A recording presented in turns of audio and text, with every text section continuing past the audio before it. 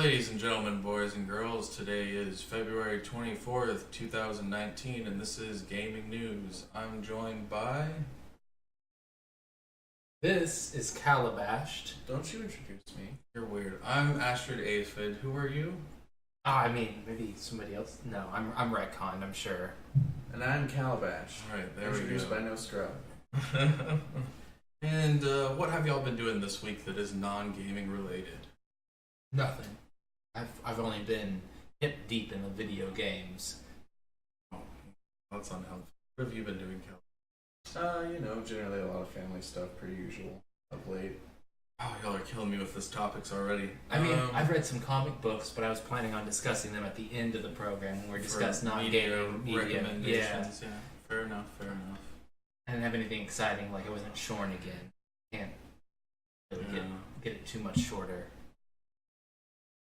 Alright, well, I guess we'll just blow past introductions. We've been doing nothing that's non-gaming related this week, and let's just, because?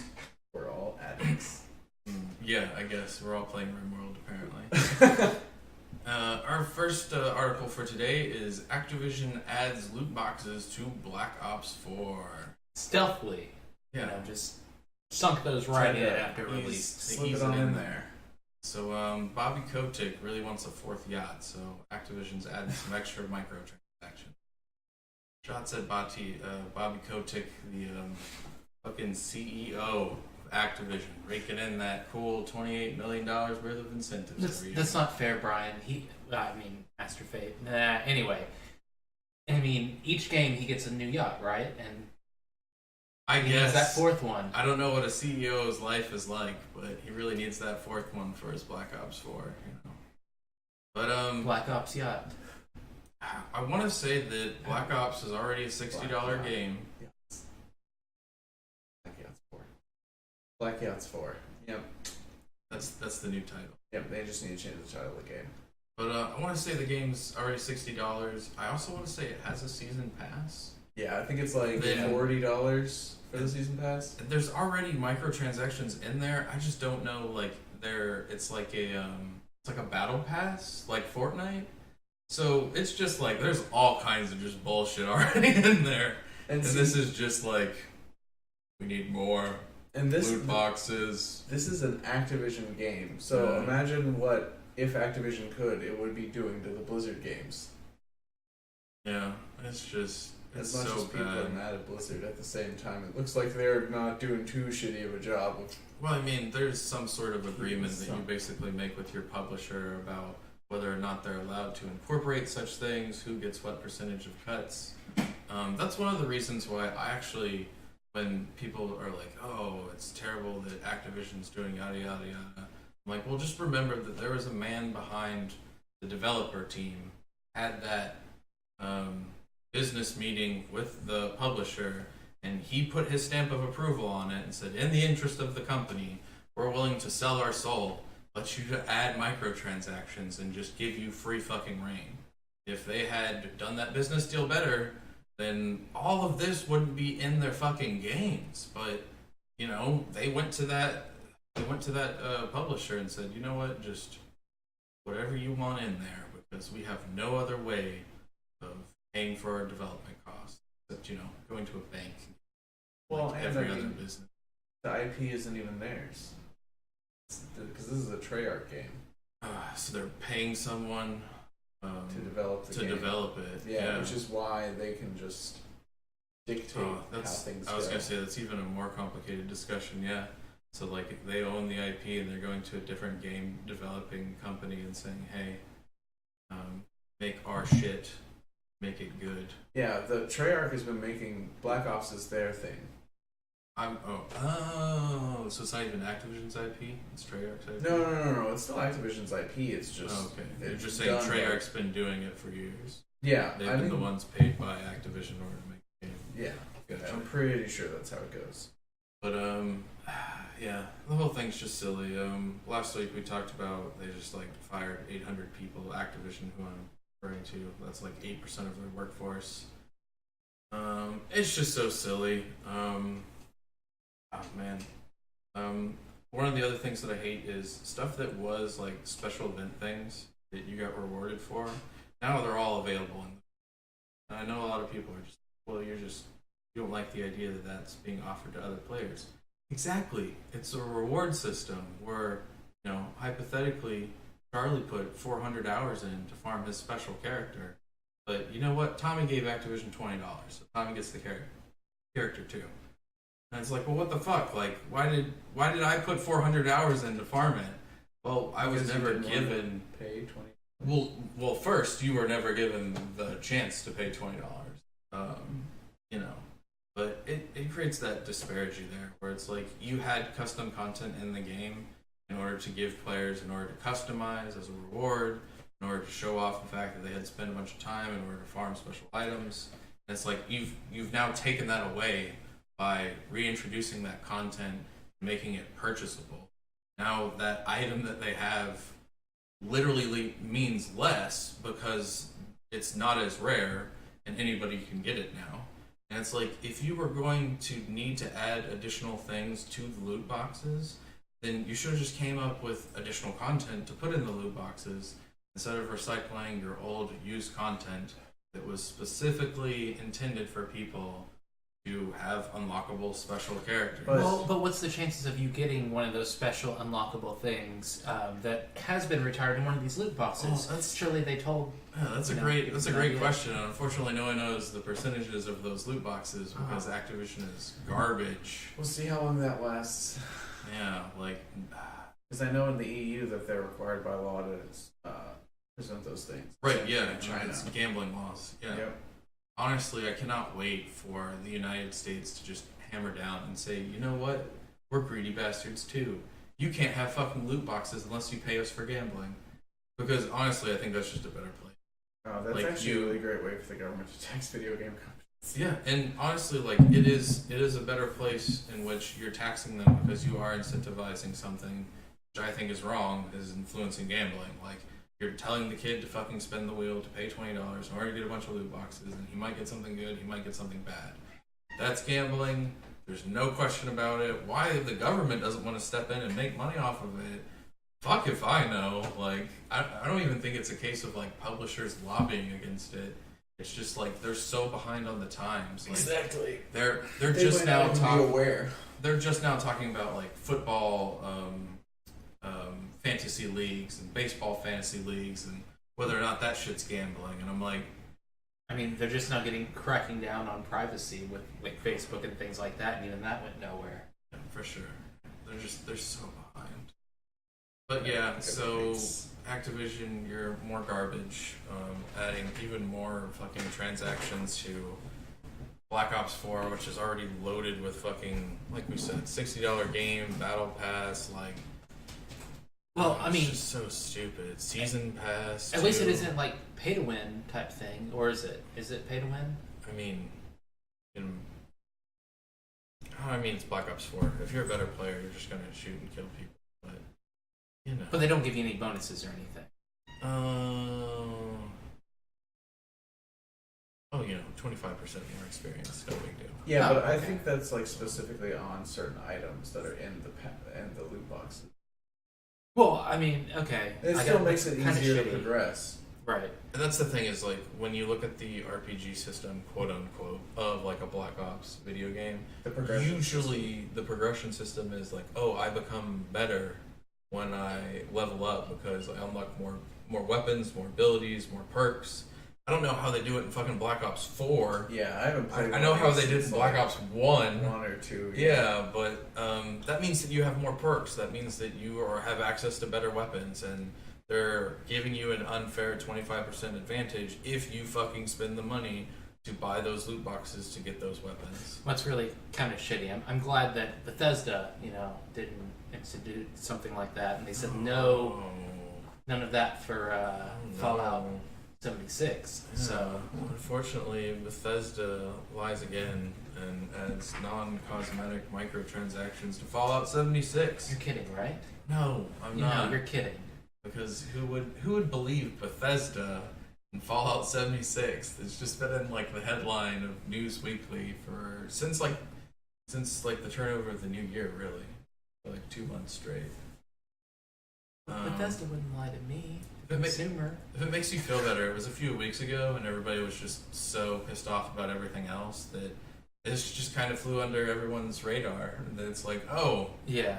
we gotta dig through all of the garbage to figure out that you lied. What is the worst garbage? Yeah, and once again, man, they were quoted so many fucking times, like articles by reporters that reviewed them in their own documentaries that, that they wouldn't add anything that was non-cosmetic to the game of microtransactions. That's super important because if you remember what they did with fucking Skyrim, just so fucking stupid. They tried to make The free Creators mods, Club, basically. and then they actually did it for Fallout 4. Yeah.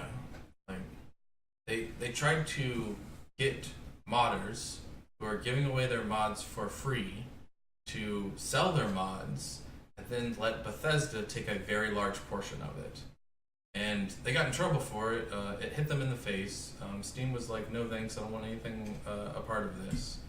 And then they even got caught like selling the hot and cold mods on Xbox 360, which are not their mods. Those are mods from the community.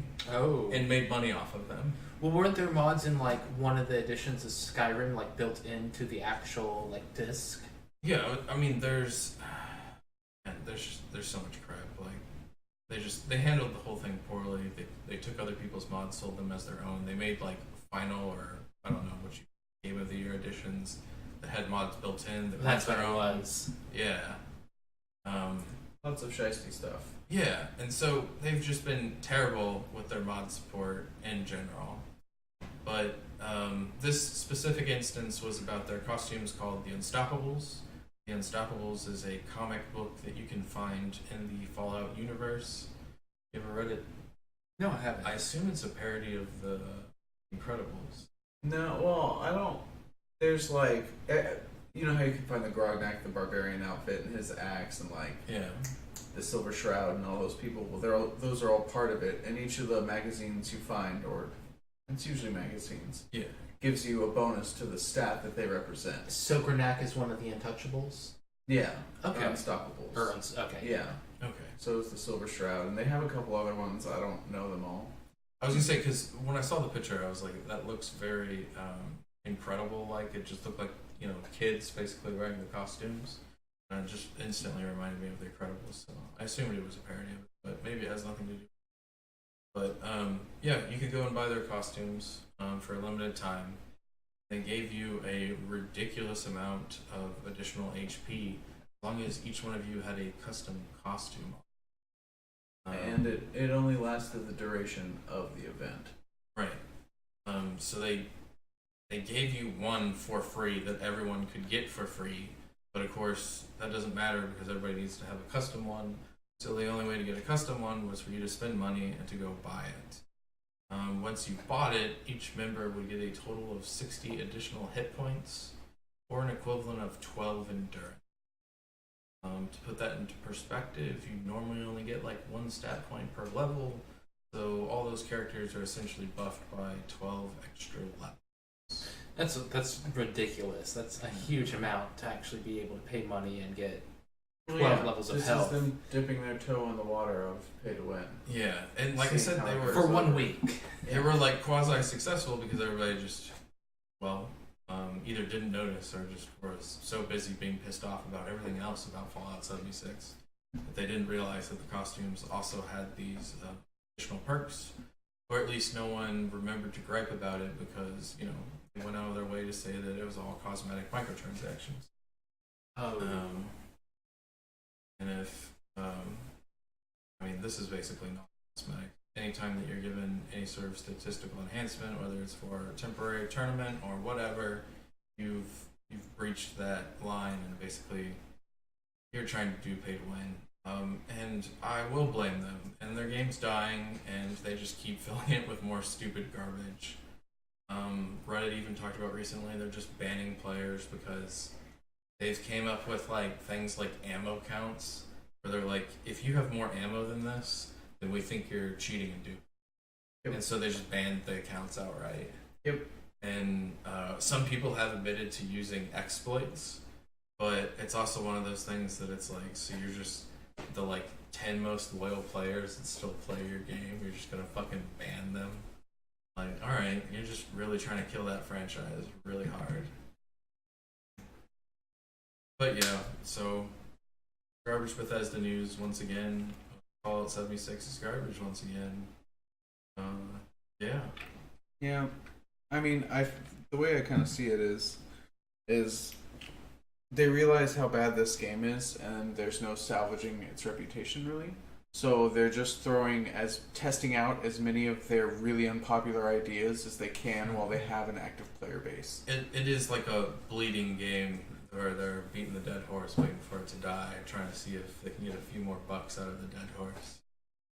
But I'm so ready for like Bethesda to like crumble, like over here, just like petting an evil cat and just being like, yes. I mean, it'll be honestly make it happen. Like, I'm just so fucking sick of it. It's so dumb. I feel like EA created such a shit business model that worked that now there are a ton of companies that are actually trying to emulate it. Activision / Blizzard, now Bethesda. Well, I mean, there's a lot of problems with the game, and there's a lot of issues where like you can see the publisher obviously trying to like get money out of it, and you can see Bethesda just making incomplete content and selling it for a full price. So they're both at fault, but man, Bethesda's just been like a fading image for quite some time. I think I'm going to make a YouTube video called The Rise and Fall of Bethesda in order to just like discuss their entire history. Their playtesting center is actually here, Richardson, Texas. I've like playtested quite a lot of games across the years. A lot of them paid, some of them unpaid. And man, I just have so much garbage to talk about that company. And I just can't wait to like unload. Virtually none of the stuff that I experienced was ever good. But I just wanted that experience as a playtester, seeing inside the company, seeing the kind of stuff that quality control, bugs, QA, like the whole 9 yards. That company's just been dying for a long time, and that's just like one of their locations. I only can imagine what it's like at their other location, where, maybe they've injected some more money in those locations, or maybe there's a lot less money. But it's obvious from someone who's been there multiple times over the years that they're not putting their best foot forward. In fact, they've been bleeding off people since one of their founders left and did the whole Oculus Rift headset. So their engine is long dead.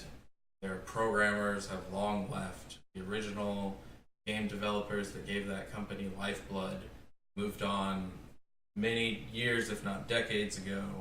So unfortunately, I just foresee it's a time for them to close Bethesda, like after the failure of Fallout 76. It'll be remembered for the Doom franchise, and someone else will probably take on Elder Scrolls series and stuff like that. But I mean, I think they're at least going to get the next Elder Scrolls out before any talk of death happens. Yeah, there's no way they're going to close. But it might be a subset of the developers that stay alive. Meanwhile, the rest of the company fucking just minimizes to a very small skeleton team to support the development of those couple of franchises that they feel like are still worth in development.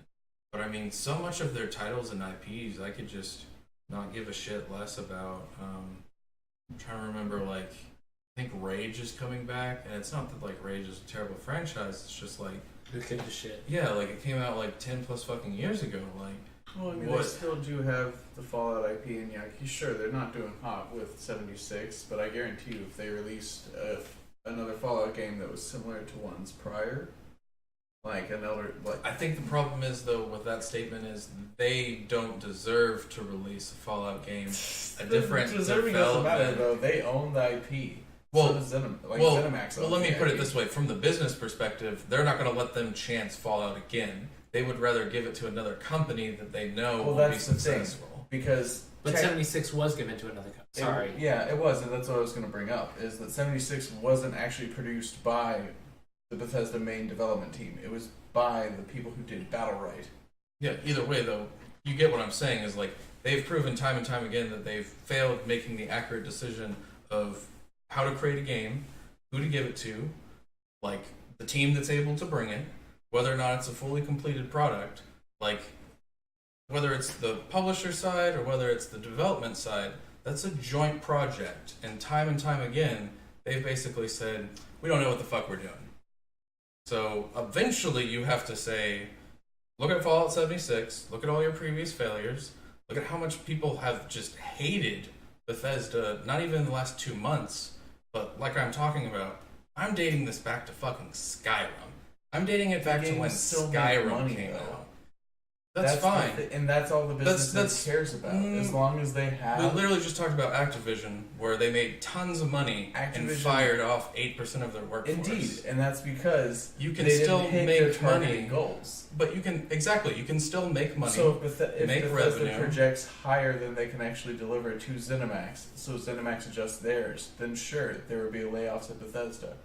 Regardless of all of that, all I'm saying is they can make money and still fire be people. Successful, and Fallout 76 can still come ahead, but the damage they've done to the franchise and the damage they've done to the community can be so great that they say, you know what, we can literally just wipe this slate clean by saying, we'll fire off these people, create another development squad, and again, it works like a charm by saying, this development team made this game, it's no longer tied by Bethesda, and now they're off doing their own thing. So you all clean they would the be slate. doing, You clean they the would history. fire the Bethesda Austin team, which is who made this. Sure. Like, I don't know who they would fire. I'm just saying, Well, like, in the example you're setting up, they would fire Bethesda Austin. Right, but you also got to understand, like, Richardson themselves is literally just a playtesting center and, like, a battleground for them to, like, come up with ideas and see whether or not that can be sent to other development studios. That specific entity at Richardson, like, has proven that they can't do quality playtesting, because if they could, why would Fallout 76 be like what it is? And again, like, I'd love to go into it more in my YouTube video, where it's just like, I can point to games and be like, hey, like, this shouldn't have happened. Yeah. Like, I can tell you that I was there with a group of 5 other people, and we said it, and you wrote it down in a notebook, and then did nothing of it. Well, yeah. And then, like, the game came out, and, like, there wasn't even a day 1 patch. And it's like, you can see that quality assurance and stuff like that has broken down on multiple levels. And all I'm saying is, like, I really do believe that because of that and a variety of other reasons, that they're going to get minimized. Like, they're going to have people, they get fired. It's going to happen just like what Activision did. And it's not only in the gaming industry, it's in a lot of industries where they really just try to break down people, make a smaller subset of people, that skeleton crew, do just as much work as what happened previously. That's all I'm saying is, like, I'm not saying they're going to wipe out Bethesda. I'm just saying they might close down entire locations. Yeah, they might get rid of entire teams. They might get rid of 800 people, 8% of their workforce. You might sweep that under, oh, well, it's just development, it's just people doing QA, it's just people doing extra services. But, like, again, they were already doing terrible before you got rid of those people. Like, when you start cutting off additional segments, like, the company hopes it gets better, but I just look at it and say it's going to get worse. Well, the thing is they should downsize. They should focus on trimming off all their extra development studios. They should go back to the core things and their core IPs, and they should put the money in to assuring that QA is actually getting the resources it needs and things like that. Yeah, and I agree, and I think that's what they'll see from the business side perspective, and that's unfortunate because that's what that means, is that there's going to be a minimization, there's going to be people that get fired, there's going to be probably fewer locations in the future, regardless of whether or not it's, one developer, one publisher, or what. Company has just really been leeching lifeblood for a very long time. And there does come a time where you have to look at your studio and say, hey, regardless if we're making money, if everybody fucking hates us, we're just barely skirting by, maybe I would do better not being here. Maybe I would do better going to some other company. And that does happen a lot more than, man, it happens a lot. There's so many small developers that just blink out of existence and we just never hear of again. Well, yeah, it's because, I mean, they try to do something that they just don't have the financial stability to do. Well, I mean, a lot of that's, again, just the idea that they've had to go to the publisher in order to get that financial stability. And, a million things can happen. They cannot deliver on time. That publisher can say, hey, I want microtransactions, and just stuff devolves from there. I really think, honestly, one of the biggest issues with the gaming industry, the idea that you want to go to that publisher. Like, I get that you need investors, and that's why publishers were created. And, like, you've got this giant monolith of a company where stock investors are invested in other game companies, and you're basically saying, like, hey, like, Apex Legends is great, I'm going to have, like, a higher stock value. But in reality, what it does is it creates this terrible parasitic situation in which game developers want more time and more money.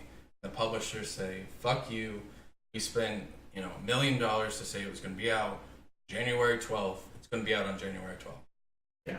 And then consumers get screwed, and, And that falls back on the developer over promising and not delivering on something. They shouldn't take a contract they can't fulfill.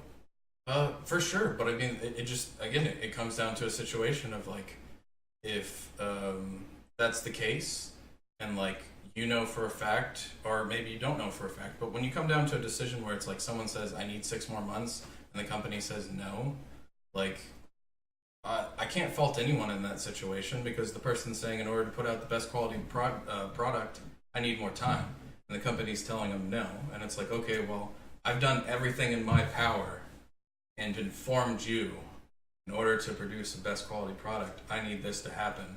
The company's just saying, I've given you enough money, I've given you enough time. Like, too bad. That's just the way the cookie crumbles. It's like, well, I understand both sides of the argument, and I think that in order to prevent that exact same thing from happening, you should prevent that whole relationship from ever developing. Well, yeah. And I legitimately don't understand why a game development company not just go to a bank and say, I would like a long-term business loan. This is what I'm going to do. It's the same thing a construction company does. It's the same thing everybody else does. Because it's just the for amount of some money reason. that they're talking about is a lot bigger. Ooh, not than a construction project. I mean, construction projects can get really huge, but I mean, the amount of money that's spent on development of games is pretty staggering. but if you're thinking about, like, per project basis, like, you go to the bank and say, and you can think of AAA games, you can think of small-time developers, and I but mean, you say, I'm going to borrow a few $1 million to make a game. They probably can, but the issue also is that publishers provide better rates in those contracts. Again, though, like, all I'm saying is you can get away from that parasitical relationship by just preventing the whole thing from happening by going the direction that everybody else does. You go to a bank, you borrow money, you literally do what everybody else does. Then you have the time in order to make a better game. You just have to pay more of a percentage of profit to the bank. And companies don't want to do that. Right, I really love I don't how... think that's the deal. Like, I think it's literally just they're ingrained in the idea of going to a publisher. Yeah, I really like how Hollywood's gotten away from that, and they've gone to banks and gotten loans for Hollywood movies, just the way that everybody else does. I mean, Hollywood's about, like, private investment versus... No, they have everything movie else. studios. It's the same idea with Yeah, publishers. It is the exact same business model. And they're copying that because it's such a successful business model. I mean, I'm not here to gripe about whether or not it's successful. I'm just saying that it seems like it's better for the consumers and for the developers to not have that parasitical relationship with the publisher, borrow the money in a normal fashion through a bank, so that way you can pay it back in the same fashion. You pay back interest. I understand the benefits of going to the publisher. I understand that they're supposed to provide support, services, and all this other stuff, along with money and feasibility over the next couple of years that you're going to be safe and secured at your job. And all I'm saying is that I think it's better for them to go to a bank.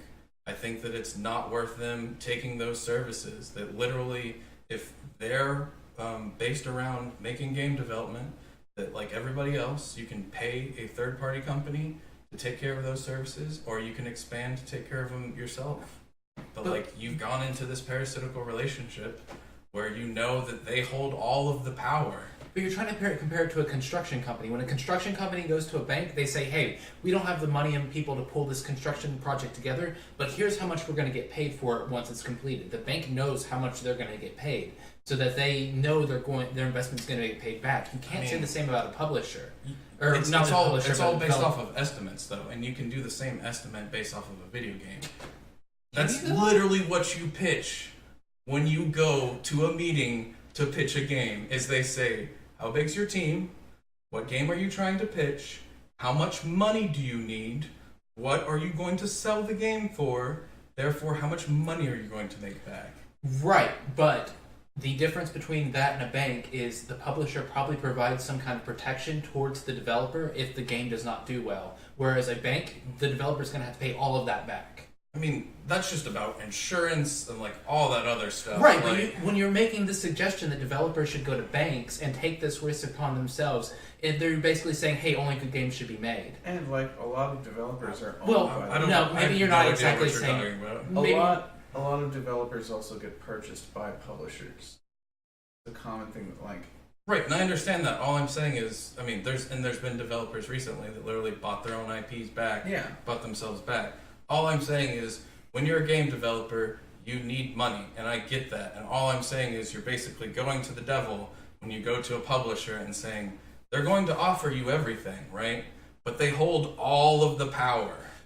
So, do you take the risk of going with a bank where if your game does well or does not do well, you're going to go under? Or do you go with a publisher where if your game doesn't go well, you probably won't go under because you're not going to have this huge amount of debt to pay back to the publisher? That's pure conjecture, because like, you could still go under. They could still close you because your game does bad. Yes, that's... Like, here's the thing, it doesn't matter. You have to pay back that money regardless, right? Like, if you borrow the $3 million, right, to make that game, and your company doesn't make that game, what do you think happens in bankruptcy court when they close that studio? They have to figure out how to liquidize all their assets in order to pay that publisher the money that they got back. Right, but it's not them directly going into debt. I mean, they would basically... Like, I have no idea what these contracts do, but I assume that the publisher takes on some of the risk themselves whenever they do this, whereas if they go to a bank, they have to... But then you're again just talking about the difference between one all person of this taking the is responsibility versus everybody taking the responsibility, which is why you as a company can take the loan and not you as an individual have to take the loan. Like, if that's what you're worried about, right? So you're saying, like, the corporate versus individual loans? I'm not saying like Joe Schmo goes to the bank and says, I would like a personal loan for $1 million to make my game, right? the corporation goes and gets the loan. Right, and they show, hey, here's all the games we've made in the past, here's all of our numbers, here's our expected growth, like everybody else does. Like, everybody else does. Right, but to get to that corporation point for a developer, you have to have already had proven yourself. Like, that's a right that they have as a proven entity. I mean, it's like the chicken A and the Joe egg Schmo thing. can't just say, hey, I'm a corporation, give me money. Right, but what I'm talking about right now is people that are game developers that have a company, right, that are saying, like, should I go to the publisher in order to pitch a game, in order to get assets and money, right? They've already created games in the past. All I'm saying is, don't go to the publisher. I'm not saying it's a end-all, be-all case of everything, because, again, it's a chicken and the egg thing. How do I get millions of dollars to make a game if I haven't made a game before? How do I get experience in my job if I've never had the job before? Like, I get that. I'm just saying, in this specific case use scenario, like, when you're a developer and you've made all of these previous games, you then go to a publisher, if you're not already bought out by them, and pitch that game. Instead of doing that at the publisher, pitch it like anybody else would do as a financial transaction to a fucking bank. Like, and then the worst case scenario is you just have a larger interest to pay back over time to the bank. And again, it's the company that owns the debt. It's not like Joe Schmo, the individual, is like having to mortgage his fucking house. right? Like, bankruptcy happens all the time. The companies go under all the time. I just really do think that, and if you want to compare it to the movie situation, like, maybe it's the same exact thing. Like, I mean, maybe it would be better in certain situations for someone to go to a bank in order to borrow that as a financial investment than it is to go through the movie studio. But I don't know anything about movie studios. What happens if a bank denies their proposal then? I mean, I guess you just do what Donald Trump did. What? You just go overseas, bribe someone, and get it from a Dutch bank. But I mean, again, you're not creating a. It's a very. Suggestion is instead of going with a publisher, they should go commit crimes. No, I'm of course scoffing and making fun at the idea, but again, everybody faces that exact same problem. That is not unique. What if they do the same thing to the publisher and the publisher tells them, no, Wade, it's not their different. Game doesn't get made. It's I'm no just saying, different. It's an avenue for financing that sometimes is the only option. I just think that it's an avenue that a lot of people choose not to look at is to go to the bank. Again, and that's all I'm doing is expressing it. That and I think it... Oh, you're wet. Rain? Oh, no. Wet. But yeah, we've tiraded on that enough. Google promises to unveil a gaming project at the next Game Developer Conference.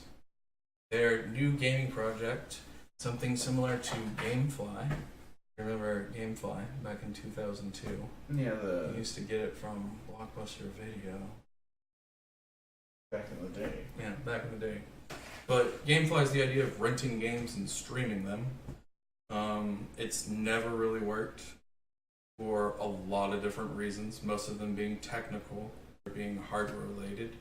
But basically, if I'm trying to stream a game, just say from my computer to my living room, there's a dramatic amount of latency that occurs between one monitor to another, let alone from the input of my controller to the device, which then has to send it back to my computer where the real game is running. That latency basically makes the game feel bad. If I press the left arrow, it takes it like a second for it to realize that I'm pressing the left arrow, and the game feels choppy, just doesn't feel as good. Google claims to have made a magical fix for this solution. They've of course not really talked about whether it's a technical hardware, software innovation, whether it's a combination of all these things, but they did show off a test of Assassin's Creed Odyssey as proof of their quote-unquote work in progress. The video shows 1080p of someone playing at 60 FPS. It's the only example we have of them doing their project, and they claim that at this new GDC they're going to unveil it, hopefully with a bunch of other games and maybe actually explaining how it works. The only requirement they say that you need is to be in the United States with 25 megabits per second of download rate, which is pretty much, high-speed internet. So if they do it, Google might just start selling and streaming video games. Wow. I mean, they would be the only people on the planet next to Amazon that would have the server capacity and the networking to do that. So would we see just computer games, or would you be able to play PlayStation games but not have to actually buy a PlayStation 4? Yeah, I was gonna say, so that's always been an issue with emulation. Right. I've been using and abusing an emulator a lot recently, and I can tell you there's just so many chinks and hiccups where it's like you have to customize a specific emulator for that game with specific settings. It's not that they couldn't do it, it's just that you would need to task someone to manually go through and be like, this works with this emulator on this version with these settings. And then maybe even put an asterisk except on mission 9, right? Because there's just weird stuff that happens. But it would change a lot. I would imagine it's just going to be games that are available on PC. I don't know I guess, I'm trying to think because like I know there's software, for example, for game developers where like you can run the Xbox version on your computer. I don't know if there's a PlayStation version, but I know there's an Xbox version. Well, I mean, if they had some kind of, I don't know, software that you download and then you can connect some kind of controller to your PC and then be able to play games from that console because whatever software recognizes it as They would have to have agreements with those companies, and I really doubt those companies are going to do that. Right, they're going to need an agreement with whatever PC company as well. So, I mean, I don't see... It seems like something that, maybe they would go to someone like Steam and be like, hey, so we want to put all of your users' libraries on our services, and we want them to be able to, stream them from any service wherever. They would have to figure out a pricing scheme of like, how much are you willing to pay for this? Probably just a subscription. I don't know that it would be through Google, right? Like, as horrible as it sounds, maybe it'd be through fucking GameStop. Like, maybe they just, anybody who's willing to take on the digital selling of games could then use this service in order to rent the games or stream the games to someone who doesn't have the capacity to do it, which is the big thing that I think about is someone whose computer cannot physically run Assassin's Creed in 1080p. Technically, like, you could still shoot the fucking video to them, and if they had the proper, frame rate and everything else, like, you could get it to look 10 times better than what it would normally run on their jank-ass graphics card. Right. Because you're essentially sending them video, right? And that's so much less data than having the game run on their computer. But I also think it's way too good to be true in my opinion. Like, I would love it to work, and I really do hope that it works, but it's super hesitant to put any faith in that. I watched the Assassin's Creed thing, and it was one of those things, and I'm like, I could have recorded this on my monitor, just fucking playing Assassin's Creed at 1080p 60 FPS. There's nothing to show you that it's streaming from that Google server. Anything. Right. There's no part, like, it doesn't, like, split a frame, pop up with an icon. So I'm just like, you're showing me a video of 1080p Assassin's Creed. Like, I need explanation, I need other games, I need specifics. And I really do hope that they discuss that at GDC. In depth, like crazy in depth. When is GDC? Yeah, it was just. Well, there's a bunch of different ones, and it depends on where you are. But there should be another one here in Texas pretty soon. I have to look up the exact dates, but I want to say like 3 of them happen a year in Texas, which is just ridiculous if you think about it. Yeah, but it's also like it's like the equivalent of E3, where it's like. Companies pay you to go there as a game developer. So if you went to like go buy a pass, it's like $1,500. You're not meant to go buy that as an individual user. You're meant to have your company pay the expense to go out there, which I think is just like a crazy thing. Artificially buff up the price just to make it so that only exclusive. Yeah.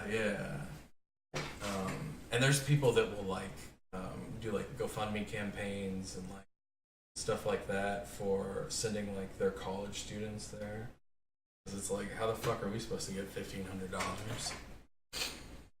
But yeah, they showed that Assassin's Creed video in October, so they've had almost 6 months to work on it. So I really hope they talk at length about the tech involved. But our next article is Elite Dangerous Pilot Stuck in Space. I actually really enjoyed this article. I don't remember who the author was, but they just basically wrote it as if it was really occurring. They kind of stripped out the context that it was occurring in a video game.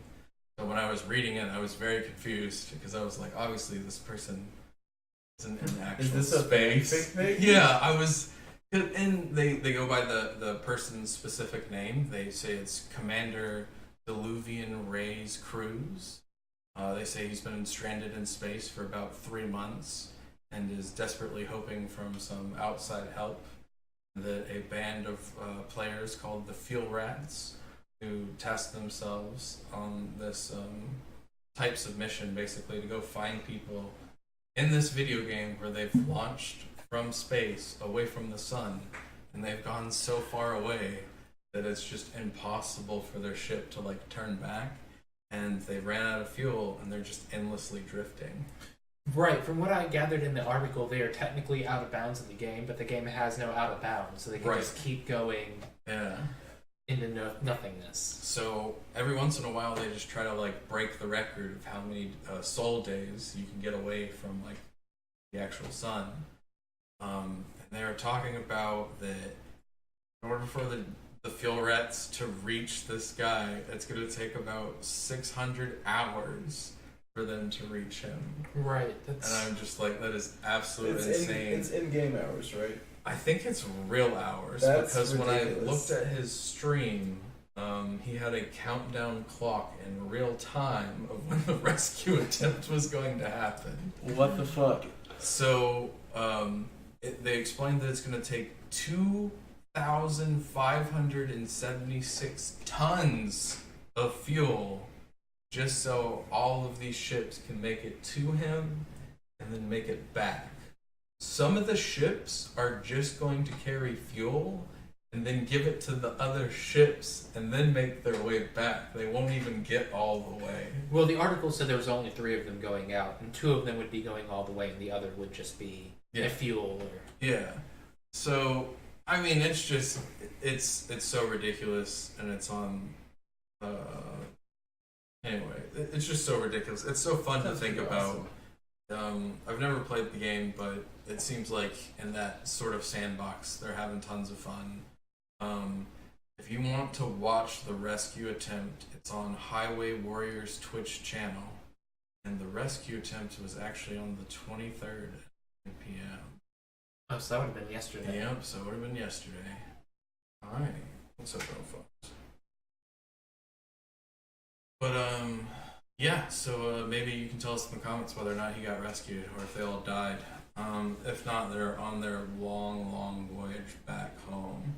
I just can't even fathom, like, that's something you definitely, like, leave your computer alone to do. Yeah. Like, it's just so much time. I wonder how he managed to stay alive the whole time. Well, I mean, I'm sure he had something to pass the time. Maybe something like Like having to grow plants or something like that. Yeah, speaking of chess, DOTA. Yeah, DOTA. DOTA. Yeah, wait, waka. No. Anyway. DOTA Auto Chess is now all the rage. If you know what Dota is, it's the Defense of the Ancients mod for Warcraft 3, but eventually evolved into its own game and had a sequel called Dota 2. Became a dominating esports that competes with League of Legends in the MOBA community.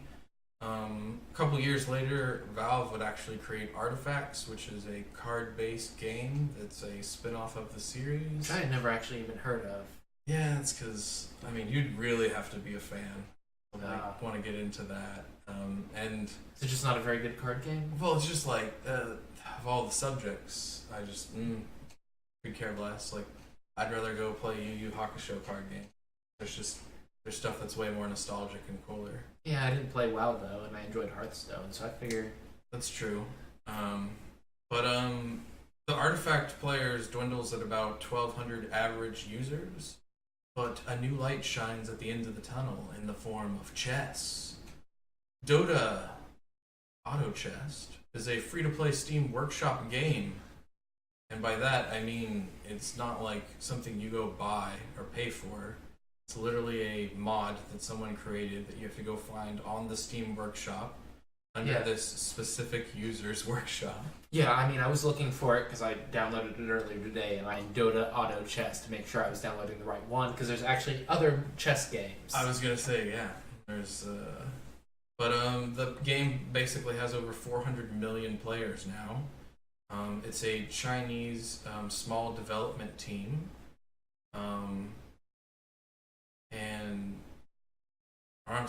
it's a small developer team. A Chinese publisher had originally contacted them and in order to make a mobile port, but they shot them down and claimed that they weren't interested and said that they were actually going to talk to Valve about bringing additional matchmaking features and a replay mode to the existing mod. I'm pretty impressed by it because they're basically saying they're going to go talk to the people that own the IP and say, hey, this is cool, right? Cool. Tell us how to make it better. Help us, please. Yeah, like, that's so ballsy because, I mean, I don't know, maybe it's like a quasi-pitch too. Maybe it's like, cough, cough, your Artifact game sucks. Look at our 4 million DOTA Chess game. Perhaps you'd like to buy this? But yeah, they're going to work in conjunction with them. Sorry, what would a Chinese company even be thinking? Like, do you want to change the characters and bring this to our company? Like, how would they even... They just want it on mobile. That's it. Right, but wouldn't... Oh, I guess Chinese doesn't have to worry about the copyright laws between us and them in the United States. Well, theoretically, if it was all legit, they would just then pay Valve, who owns the Dota IP, a percentage. But yeah, I mean, being stereotypical, the China market probably would just be like, they just all look alike. Right, but shouldn't they be getting, Valve's permission before they even come to these guys and be like, hey... They should, but in stereotypical fashion. Also, Chinese market. Also, though, a publisher like that would normally assume that since you've already created the game, that you already have the IP. And that's happened a lot where people create like a really ridiculous good prototype and then pitch it to a publisher, and then the publisher's like, great. They're like, there's one problem though. What's that? We don't own the IP. And get the fuck out. Because it's like, they have no business trying to make that transaction occur. And now that you have all these devoted resources into this game, whoever you're going to go talk to knows that you have all these devoted resources into the game, so they start adding fucking zeros to that IP. And they're like, well, since you've already made a prototype and you're really into it, I was going to sell it to you for $100,000, but how's 10 million sound? Right? Like... It's silly. But if you want to check out DOTA Auto Chess, it's basically a 8x8 chessboard where basically choose custom characters at the beginning of the phase. Each character has different types of synergies. I think there's some items that you can utilize in between them. On one of the articles it was talking about some of the same creature types basically boost the other creature types, like Beast might improve your other Beast creatures. Yeah, like if you have like 3 warriors, you get like 7 or 8 armor, and then if you have 6 of them, you get like 16 armor. Yep. There's a couple different phases that allow you to acquire different new pieces. You level up those characters that survive during each battle sequence. And that's about all I know about the game. If you want to learn more about it, you can find the Twitch streamer Trump. That is not the President of the United States. That is Trump SC for you StarCraft nerds. He's got a 35-minute intro video, and I stress it's an intro video explaining the basics, and I stress the basics of the game. So if you're interested on that, go check out Trump on YouTube, or Trump SC if you're trying to avoid all the play. But yeah, that's all of our articles for today. You want to go to eBay listings, Rafael? Yes, I would. So today, we have a retro Pie Cart Zero, and well, that's what the YouTube, or not the YouTube, the eBay listing says it's called. But it's essentially a Raspberry Pi that's built into a NES console, or not console, a cartridge. There are USB ports so you can connect controllers in. There it is connected in. That's interesting. You get access to Super NES games. Looks here, Votrex or Votrex, which I haven't heard of, or SG-1000, but it also has Super or NES games and GBA games, other things from that era. There's another one there that's a different game, Hoops. And you can see that the controller's a USB controller. So it's a Raspberry Pi Zero console built into an original NES cartridge. It's fully configured and built in genuine SanDisk Class 4 32GB micro SD card to fit all of those emulated games. One new USB Super NES controller, an HDMI cable, a power supply, all US released NES, Super NES, GBC, Game Boy Color, and Game Boy Advance games, and many more consoles.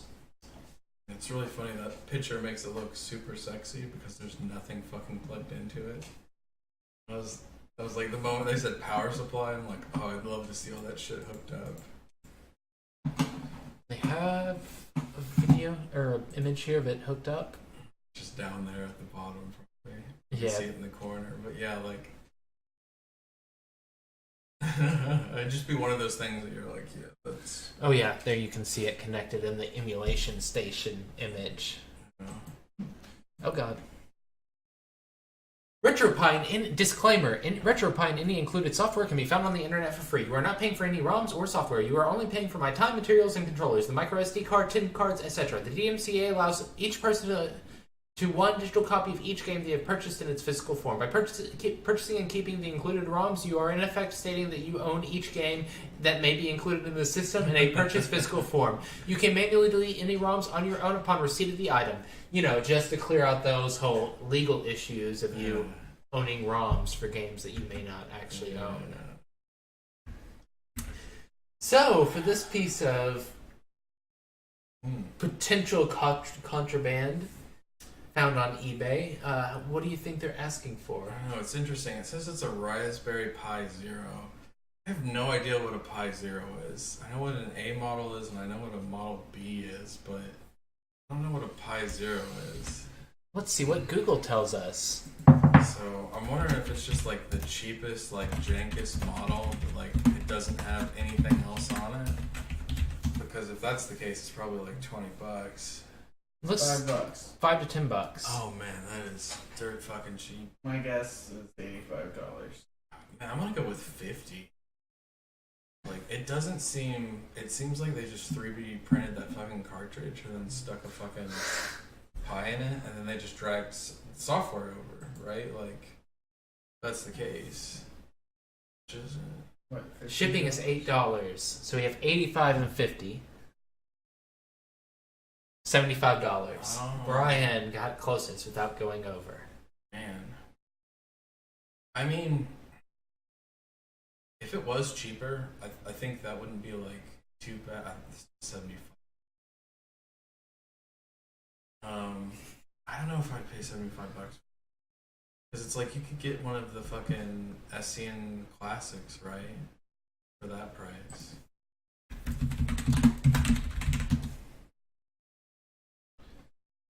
About $100 for one of the $150. Here's one What for did they- 87. Well, I was gonna say, what did they sell them at? I thought they were. They were like $40 to $50. They were really cheap. So I'm just because that's to me that's the same idea. That's what Nintendo did.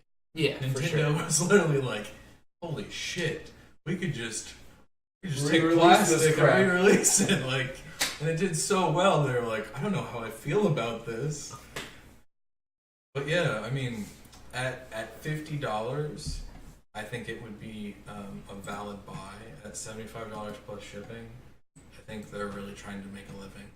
Here's another one that I found that's $90 but comes with 2 controllers. Ooh. I mean, those controllers probably cost $1.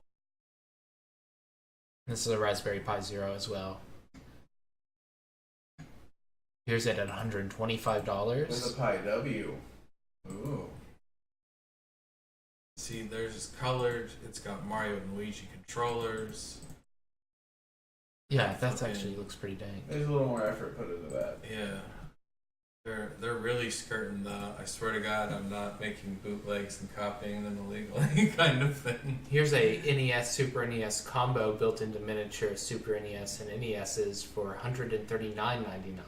See, that's the thing is like it looks cool, but it's just like the price is so unreasonable. Yeah.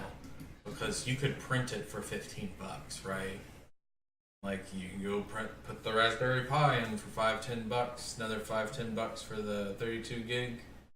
I mean, want a couple dollars for a controller. I can see where someone's really trying to make a life off. Yeah, I looked in, or I only found that because I was looking to see if anybody, or I saw on Reddit a few days ago a NES cartridge that somebody had actually built a NES into, and so there was the controller ports and thing for actual cartridge into this cartridge, and I was seeing if I could find on eBay somebody else who had made that, because I had saw that image recently, but I'd seen the image like a couple of years ago, so I knew it was a thing. And the only thing I could find was those Raspberry Pi ripoffs, and I was like, ah, that's an interesting gaming thing to look at. Yeah, that was pretty cool. So, Oh, that's it for our eBay listings? Question Yep. mark? Alright. that's it. Well, we can go down to media recommendations. Kelbash, you got any media recommendations for this week?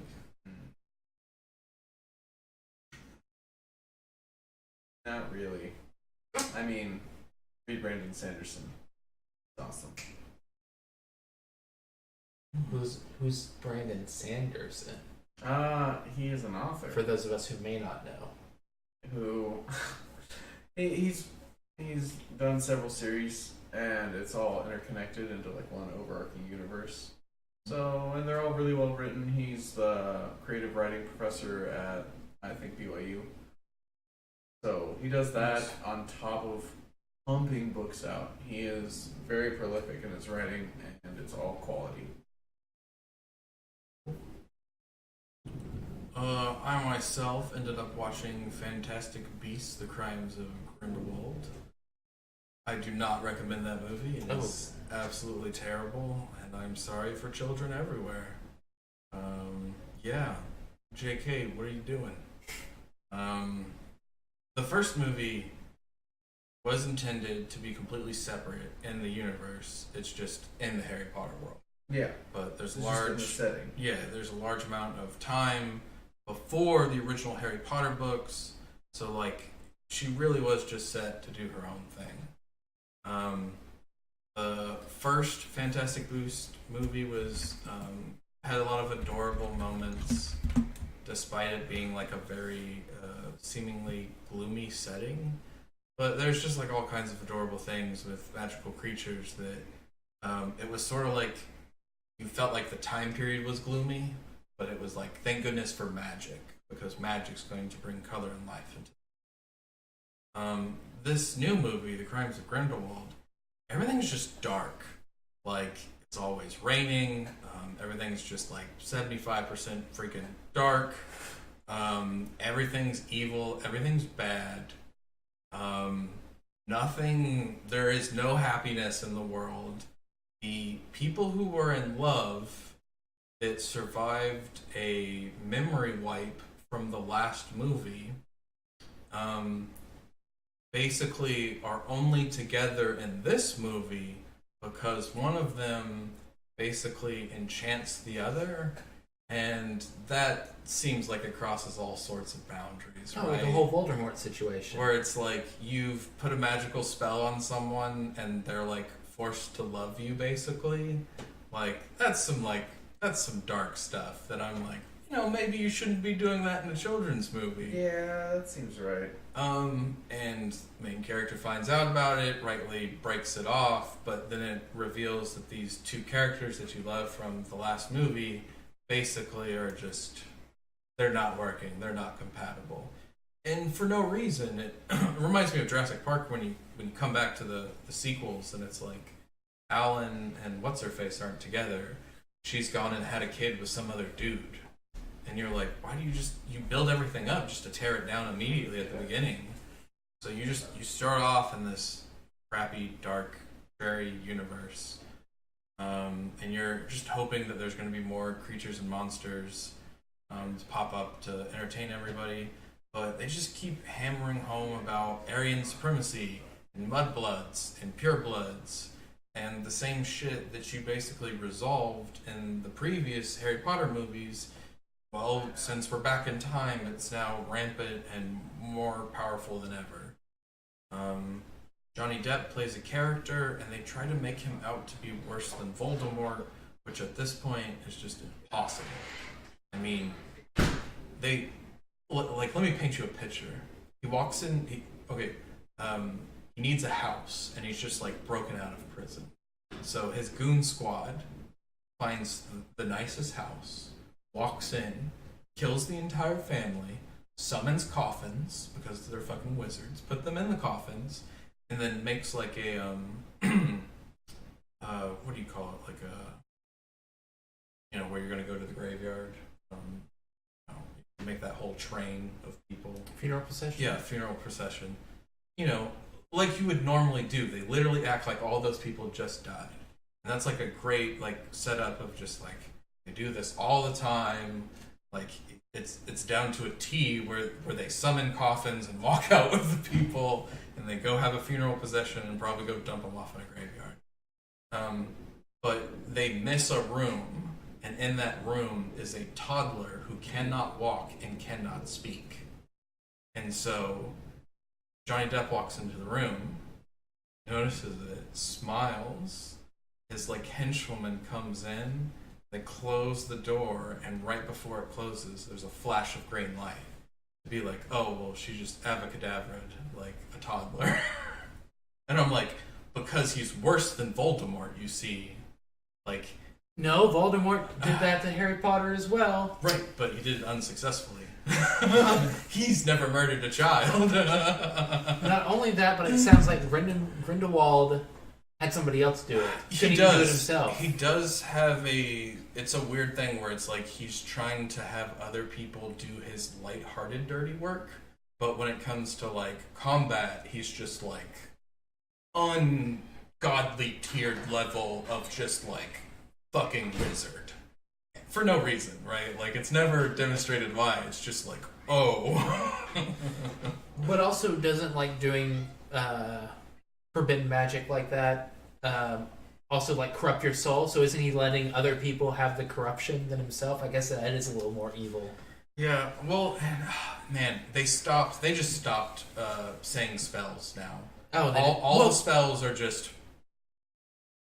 I thought that was a thing in the first place. Like, in I the thought they let them previous... concentrate their energies. In the previous Harry Potter movies, they've had scenes where they don't do it, but there's still stuff like, Wingardium Leviosa, like there's classic spells that like they still use when they go to unlock a door, Alohomora, like they but still... the kids did that. Right, and that's what I'm saying, in the Harry Potter movies previously. That's what I'm saying, and it's just like, none of that's existent, it's all quiet, it's all dark and dreary, it's just people flicking their fucking wands at people and CGI going across. Because of that, you don't know what the fuck is happening. I don't know what the spell is, I just know it's orange, it's green. I assume you're avacadavering the baby because it's a green mist, right? Like, it looks like the other movies, but because you chose not to say it, I guess there's an eerie suspense around what's happening. But the movie is supposed to be about the child from the last movie, and I don't care about the child from the last movie. He has a what is it? He has like an entity inside of him. It's a magical entity that comes out as a self-defense mechanism. So like, if Voldemort walked up to him and was like, "Avacadabra," it would literally jump out and prevent the spell from killing him. And that's like so rare because they literally say this in the movie like 10 fucking times. The way that occurs is that individual has to be alone. So that's really rare in the magic world. You have all these fucking evil people that go around and like torturing humans, forcing them to do all these unforgivable things. At some point in time, their mother or father loved them. But this kid, who's like an orphan, no one's ever loved him ever. Period. Not even once. So he has an uncontrollable spirit that will just like demolish whatever is trying to attack him. And you think that they got rid of him in the previous movie. Surprise. Not gotten rid of. Same thing with Grindelwald in the previous movie. Surprise, he's back. And so the Ministry of Magic's idea is to basically send an assassin after the kid. And the assassin has no plan and does what everybody else does, and it's like, avacadabra. And it's like, nope. It pops out, destroys everything. He apparates away. And I'm like, what the fuck is this movie? We went through this in the last movie. Like, we're literally just repeating events. Like, Well, yeah. we know that we cannot Supposed to keep it send going. a spell at him to kill him because the entity will jump out and prevent it. You've learned nothing, you've done nothing new, you're going through the same events, but in the end, they're trying to uncover who his lineage is. Because that's fucking important for some reason. See a young Voldemort. So, spoilers. Turn this off if you don't want spoilers. Yeah, in the end, after 2 hours and like 30 minutes in a fucking graveyard, they basically finally cough up. It's Dumbledore's relative. Dun dun dun! That's a big reveal. Means that Dumbledore couldn't even love this sibling of his. I fucking hate this movie. Like, it's so dumb. Like, I think, and I might be wrong, but I think the understanding is that at birth, there is a sibling of Dumbledore that gets on a boat as a child infant that was just born and gets swapped with another child infant, and that ship sinks, but that orphan miraculously survives. And that's this kid. That's why he's never been loved, is because before his mother could ever love him, he sunk on a fucking boat and then like almost drowned in a river and then wound up as an orphan. And I'm like, why does any of that matter? Why does it have to be Dumbledore's relative? What the fuck does that supposed to mean? Like, who would care? And he's obviously not in the Harry Potter movies. So, spoilers, I assume he's going to die. I assume he's not going to matter. Because in the future, there's Dumbledore's brother, and then I think his dead sister, and they never mention anybody else. If they did, then I guess there was a child who they thought died in childbirth. And I'm just, oh man, fuck that movie. It's so bad. And just, I literally watched it because, and it's funny to say that I watched it because it's Harry Potter, because the word Harry Potter doesn't appear anywhere in the film. But, all of this world building, constructed in the Harry Potter universe, that I did enjoy the previous Fantastic Beasts film. It's just, God, this one was terrible. So bad. Why do you do this? Well, yeah, Dumbledore's gay. Well, I mean, that was already known. Yeah. Well, I mean, for people who didn't understand, he has a lover in the movie, and his lover is Grindelwald. And they make a blood pact that prevents them from ever fighting. That's the only reason Dumbledore doesn't come out, just fucking annihilate Grindelwald. Is because he made a promise not to, and it's a magical binding process that has, like, blood magic involved. So, a platypus who steals gold steals the device. Oh, well. And then he gives it to Dumbledore at the end of the movie. I'm sure that was a huge plot point. Yeah, so, thank goodness for gold-stealing magical platypuses, or the movie would have not mattered, because all of that would have been for naught. But we got the gold-stealing platypus, you got it, and, I mean, they treat it like a fucking Horcrux. And what I hate is it's going to lead into, well, Dumbledore knows how to destroy Horcruxes, because he's dealt with this in the past. Which will make the last Harry Potter book awful, because it's like, Dumbledore, why didn't you tell me about these fucking Horcruxes? You literally dealt with them, like, 70 years ago. Like, right? It's not some new thing. It's really just a case of J.K. Rowling, like, trying to rewrite history and being like, well, this will appease the fans. Yep. It's just lazy. She's just trying to make money.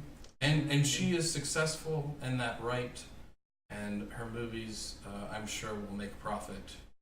I am just not a fan of the way the stories are going. I do not recommend that movie. There was another movie that I watched that was not quite as bad that I was going to recommend. I don't even remember the name. So It it's kind of hard to recommend it. Fantastic Beasts was that bad that it wiped this other movie out of your memory. Well, both movies were stressful, to be honest. Like, this was stressful because I enjoy the franchise. The other one was stressful because I knew it was based off of a book, and someone told me, watch the movie and you'll just want to read the book. And I watched the movie and I was like, I mean, that's a cool idea, but God, that's a bad fucking movie, so that doesn't make me want to read the original source material. And now that I know the ending, like... There's a movie though about giant cities that are like mechanical beings. They literally have like cities on top of them, and it's like post-apocalyptic world. Like World Engines or something. Yeah, like World Engines. That sounds right. The movie looks. The concept is interesting. It's right. It's an interesting Hard concept pass. with like almost an infinite amount of CGI. It's just like you can't stand in front of it because it's all green screen. So I'm just, oh man.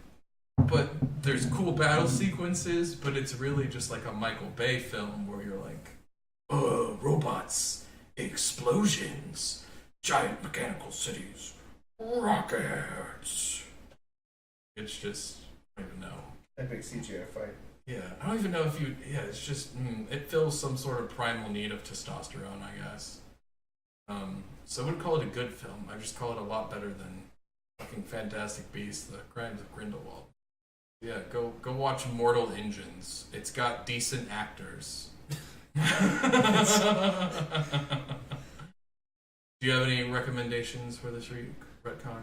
I mean, I started reading a comic that's been going on for, I think it's a couple years. I think it's 22 issues have come out. But it's called East of West. It's by Jonathan Hickman, and it's basically, I guess it's following Death, who was supposedly killed, but he came back to life, and so he's like broken out of the Four Horsemen's apocalypse prophecy or something. I'm not 100% sure because I'm very early into it, but it's pretty interesting. It takes place in like a parallel Earth to ours, where during the Civil War, instead of the Union winning, there was a peace that was come out, so there's North and South, but there's also other groups who came out in that conflict, so it's like the United States is split into like 5 or 6 different entities. So there's like an Indian nation, Confederates, the North, and I can't remember who else is split into those other 2 countries, but I do love it when historical fiction or not, but I love it when they re-split up countries and stuff like that. Because I'm like, yeah, man, like, you really don't imagine what it would be like in 100 years of politics past. States succeeding from the Union. But yeah, like, the other 3 horsemen of the apocalypse basically are reborn, and they realize death isn't there. And so I guess they're hunting down death. Oh, that's fun. That's a lovely idea. Yeah, it sounds pretty cool. I love when death is like a physical entity that you can like go have a chat with. Like the being of ultimate power, and like they usually make them out to be like really, really chill. Like, yeah, man, I'm just reaping my souls. That's what I do. Doing the daily. Yep, death of the universe. It's gotta happen. Time ticks on by. But yeah. Alright, well, I think that's all we have for this week. This has been the Gaming News Podcast. Thank y'all for watching. Have a good one. Yep, have a wonderful night.